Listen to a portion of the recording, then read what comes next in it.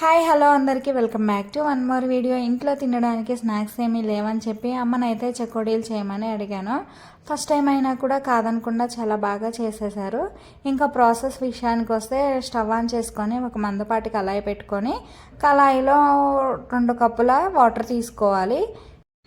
ఇంకా ఈ వాటర్లోకి 2 టేబుల్ స్పూన్ల వాము, ఉప్పు కారం మనకి తగినంత వేసుకోవాలి. 2 టేబుల్ స్పూన్ల వెన్న అండ్ పసుపు కొంచెం, కుకింగ్ సోడా కొంచెం వేసుకోవాలి, 1/2 టేబుల్ స్పూను. ఇంకా ఇవి బాగా తెరిలిన తర్వాత స్టవ్ ఆఫ్ చేసి పిండి అయితే వేసేసుకోవాలి. ఇక్కడైతే మేము 2 కప్పుల వాటర్కి 2 కప్పుల బియ్యం పిండి అండ్ 2 టేబుల్ స్పూన్ల శనగపిండి యాడ్ చేసామన్నమాట.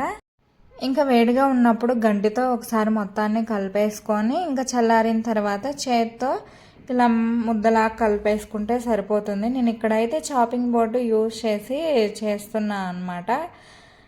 చకోడీలు ఇలా బోరగా చేసుకొని వాటిని ఇలా రౌండ్ చుట్టేయడమే.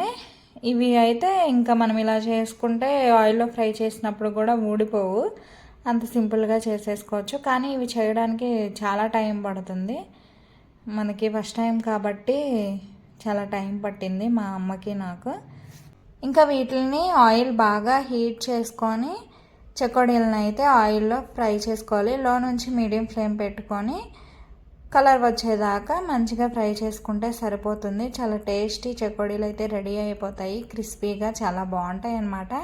ఇవైతే పిల్లలకి స్నాక్స్ బాక్స్లో కానీ ఈవినింగ్ మనం టీ టైంలో చక్కగా కూర్చొని తినేయచ్చు. చాలా బాగుంటాయి, చూడడానికి చాలా బాగున్నాయి కదా, అలాగే తింటే కూడా చాలా బాగుంటాయి. వీటిని మీరు కూడా ఒకసారి ట్రై చేసి మీకు ఎలా వచ్చిందో కామెంట్ చేసేయండి. బాయ్ అందరికీ, థ్యాంక్స్ ఫర్ వాచింగ్. అలాగే మర్చిపోకుండా ఒక చిన్న లైక్, షేర్, సబ్స్క్రైబ్ కూడా చేసేయచ్చు కదా.